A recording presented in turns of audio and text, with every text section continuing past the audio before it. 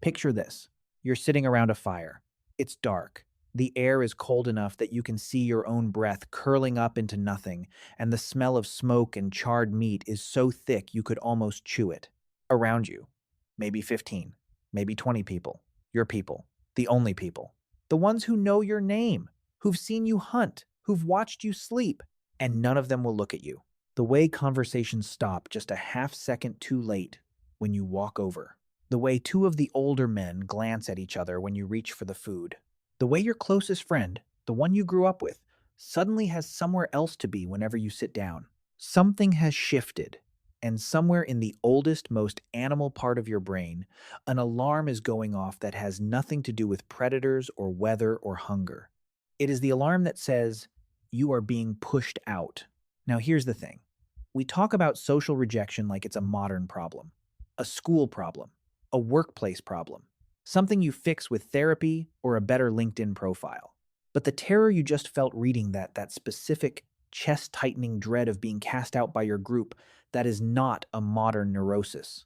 That is one of the oldest survival responses in the human body. And your ancestors, sitting around fires 100,000 years ago, felt exactly the same thing. So what did they actually do about it?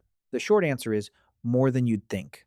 The long answer is what this whole video is about. And honestly, it's a little strange, a little fascinating, and maybe just a little embarrassing for all of us. Let's establish something first, because it matters a lot for everything that follows. When we talk about social rejection today, we're usually talking about embarrassment, loneliness, a bruised ego, maybe a rough few weeks. Research out of the University of Michigan showed that social pain activates the same neural region called as physical pain.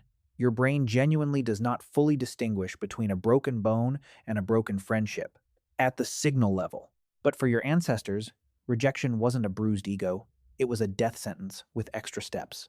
Think about what life actually looked like for most of human prehistory. You lived in a band, a small, tight group, usually between 15 and 50 people, moving across a landscape that was actively trying to kill you. Lions, hyenas, exposure, infected wounds, starvation during the dry months. No individual human, no matter how capable, survived alone for long. Not in the African savanna, not in the Ice Age steppes of Europe, not in the dense forests of Southeast Asia. The group was survival. Food was shared, warmth was shared, childcare was shared. Information where the water is, which plants are safe, which direction the herd moved was shared. A lone human was not a free agent. A lone human was a snack waiting to happen. Let that settle for a moment.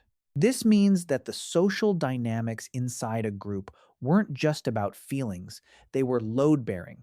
They were the actual infrastructure of staying alive, which means that whatever mechanisms your ancestors developed to handle conflict, hostility, and the threat of being pushed out, those mechanisms were shaped by the same brutal evolutionary pressure as your immune system or your ability to run. They were not accidents, they were engineering. So, what does it actually look like when a prehistoric group turns on one of its members? Anthropologists who study modern hunter-gatherer societies, the Hadza of Tanzania, the Kungsan of the Kalahari, the Agta of the Philippines have documented something that shows up again and again across cultures so geographically isolated they couldn't possibly have borrowed it from each other. It's called leveling behavior, or sometimes rough music, and it is exactly as uncomfortable as it sounds. When someone in the group starts hoarding resources, acting aggressively without cause, or consistently violating the social norms that keep the band functioning, the group doesn't immediately exile them. That's not step one. Step one is something much more psychologically precise. They start talking, not to the person, about them, loudly enough to be overheard, quietly enough to maintain deniability. A running commentary of judgment, mockery, and social pressure delivered through the medium of gossip. Researcher Christopher Boehm, who spent decades studying dominance and egalitarianism in hunter-gatherer societies, documented this in extraordinary detail in his 2012 work Hierarchy in the Forest. He found that gossip, real, targeted, coordinated gossip, functions as the primary enforcement mechanism of group norms in small-scale societies. Before there were laws, before there were jails, before there were fines or formal punishments of any kind, there was gossip, and it worked. It still works. You know it works because you've felt it work on you. But gossip is just the first level. If pointed gossip didn't correct the behavior, the group escalated. And this is where it gets genuinely fascinating, because the escalation was remarkably calibrated, not chaotic, not emotionally driven, but almost procedural. Level 2 was ridicule. Direct, public, sometimes theatrical mockery of the offending person. The Hadza are particularly well documented here. There are ethnographic accounts of the whole group, essentially roasting a hunter who had started behaving as though his kills entitled him to special status, laughing at him, doing exaggerated impressions of his bragging, making it socially costly, in real time, in front of everyone, to continue the behavior. This is not cruelty for its own sake. This is a precision social instrument. Level 3 was criticism, direct confrontation, usually from multiple group members at once, stating clearly that the behavior was unacceptable. Not a private conversation, a public one, witnessed, on the record, in the social memory of the group. Level 4 was what BAM calls disobedience, the group simply refusing to cooperate with the individual, not sharing food, not helping with tasks, not including them in planning, a quiet, collective withdrawal of the social infrastructure that made survival possible. And then, only then, after all of this, came the final option: true ostracism, banishment, or in the most extreme and documented cases among several hunter-gatherer societies, something even more final. Let that land where it needs to land. The point is that your ancestors did not reach for the nuclear option first. They had a whole ladder. And the existence of that ladder tells you something profound about how seriously they took the decision to expel someone, because expulsion, even for the group doing the expelling, carried real costs. You lost a hunter, a gatherer, a pair of hands, a mind that knew things. Ostracism was not free. Now here's the part nobody talks about. What did the person who felt the group turning on them, what did they do? This is where the behavioral archaeology gets genuinely strange and beautiful, because it turns out that humans developed a remarkably sophisticated internal toolkit for navigating exactly this situation. And most of it is still running in you right now, whether you know it or not. The first response, documented across virtually every studied population, was what researchers call appeasement behavior. This is not weakness. Do not read it as weakness. Appeasement behavior is an active, effortful, cognitively demanding social strategy. It means increasing pro-social signals, sharing more generously than usual, volunteering for unpleasant tasks, becoming suddenly, visibly helpful, being the first one up in the morning to tend the fire, bringing back more than your share from a hunt, making yourself, in concrete material terms, too valuable to lose. It is essentially a rebranding campaign, and it worked often enough to be selected for. The second response was coalition building. Humans are not lone wolves in a pack.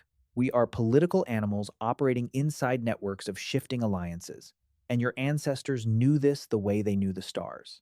When someone felt the group's mood turning, they didn't just wait, they reached out. They reinforced the relationships that still felt warm. They called in old favors. They made new ones. They reminded specific individuals of shared history, shared hunts, shared hardship. There is a researcher at Harvard, Joseph Henrich, whose work on cultural learning and social complexity suggests that the human brain's extraordinary capacity for tracking relationships, who owes whom what, who is allied with whom, what the history between two people is. This capacity may have evolved specifically because navigating these kinds of internal group crises was such a consistent and high-stakes feature of ancestral life. The politics around the campfire were not trivial. They were the most cognitively demanding problem our ancestors faced on a regular basis. More demanding, arguably, than hunting. Here is one that will surprise you.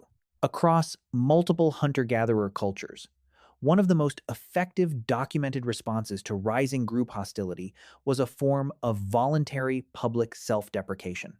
Not just apologizing, performing humility, loudly, theatrically, preemptively. Ethnographers studying the Kungsan documented hunters who, when they sensed tension building around them, would proactively begin downplaying their own achievements, talking dismissively about a good hunt, joking about how lucky they'd gotten, deflecting credit. This behavior, which the Kung themselves call insulting the meat, as in talking down the value of your own kill before anyone else can served as a social pressure release valve. It was a way of saying, I know the rules. I'm not a threat to the hierarchy. You don't need to mobilize against me. The fascinating part is that everyone knew it was a performance. The group knew, the hunter knew they were watching. The hunter knew, the group knew. It was a collective social fiction that everyone agreed to maintain because maintaining it was less costly than the alternative. That is extraordinarily sophisticated behavior for creatures we sometimes imagine as barely verbal grunters chasing woolly mammoths. They weren't stupid, not even close. Sometimes, though, none of it worked.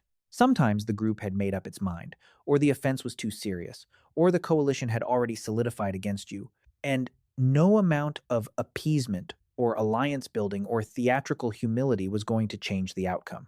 And in those cases, some individuals did the thing that sounds the most terrifying, but was, in its own way, the most rational. They left first, not exiled, not banished. They read the signs, and your ancestors were extraordinarily good at reading social signs, for the same reason they were good at reading weather signs or tracking signs, because survival depended on it, and they made the choice to go before the choice was made for them. This is documented in the fission-fusion dynamics of hunter-gatherer bands. Groups weren't static. They split, they merged, individuals and small family units moved between bands with some regularity, especially in times of conflict or resource stress. A person facing rising hostility in one group could, in many documented cases, move to another band where they had kin connections or prior relationships. Anthropologist Kim Hill's work on the Ashe of Paraguay shows that band membership was genuinely fluid and that individuals exercised real agency in choosing which group they were part of. Leaving wasn't defeat. In many cases, leaving was the strategy. And here's the thing. The person who left didn't just disappear into the void. They arrived somewhere else with their skills, their knowledge, their hands, their mind. In some documented cases, they arrived with new information trading routes, plant locations, news from distant areas that made them immediately valuable to their new group. The outcasts, the wanderers, the ones who got pushed out or walked out, these people may have been one of the primary vectors by which information, technology, and genetic diversity spread across the prehistoric landscape. Rejection, in other words, might have helped wire the world together. Let that sit with you for a moment. We've been talking about behavior, but let's talk about what's happening inside the body when this is going on, because this is where it gets genuinely visceral. In 2003, Naomi Eisenberger and Matthew Lieberman at UCLA ran a now famous study using a virtual ball-tossing game called Cyberball. Participants played a simple catching game with what they believed were two other players, and then those players gradually stopped throwing the ball to them. That's it. A virtual ball game with strangers. No real stakes, no real relationship.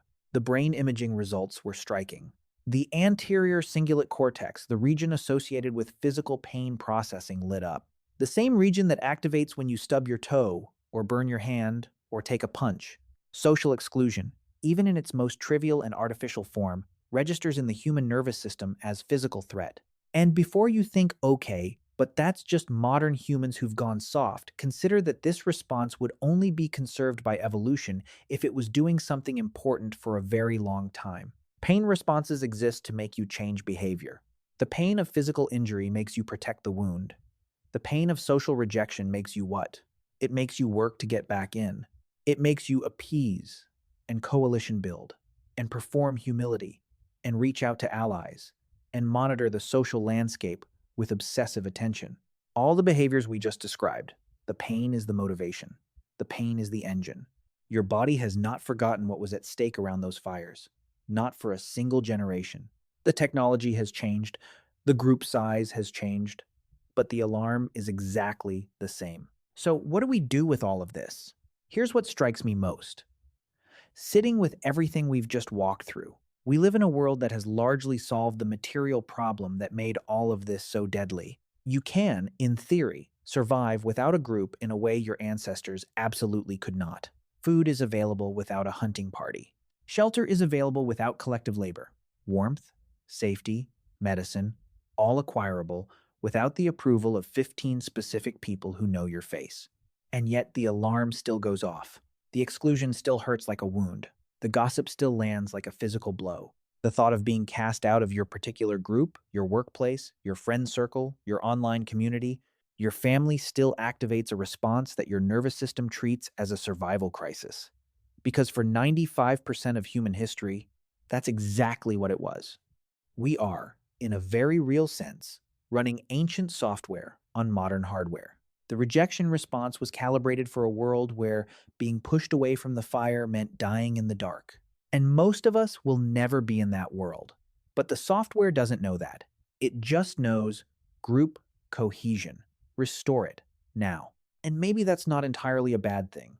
Maybe the obsessive attention to relationships, the compulsive monitoring of social temperature, the urge to repair and appease and reconnect, maybe all of that, for all its discomfort, is also the thing that makes us capable of the extraordinary social complexity that built every civilization, every language, every institution that has ever existed.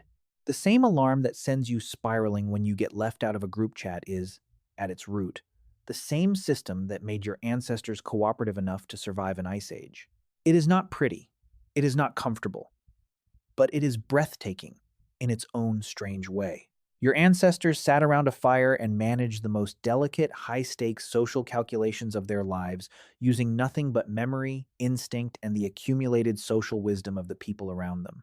They read each other constantly, they negotiated, performed, strategized, and occasionally walked away into the dark to find a better fire. And you are here because at least some of them got it right. The next time you feel that specific, inexplicable dread of being on the wrong side of a social shift, the group chat that goes quiet, the table that fills up, without you just know that what you're feeling is very, very old, and it was built to save your life. Whether or not it's still necessary is a question I'll leave for the comments. Speaking of which, if you could go back and live 1 month in a prehistoric hunter-gatherer band, knowing what you now know about how those social dynamics actually worked, would you? Or would the politics around the campfire be too much to handle? Let me know below, and I'll see you in the next one.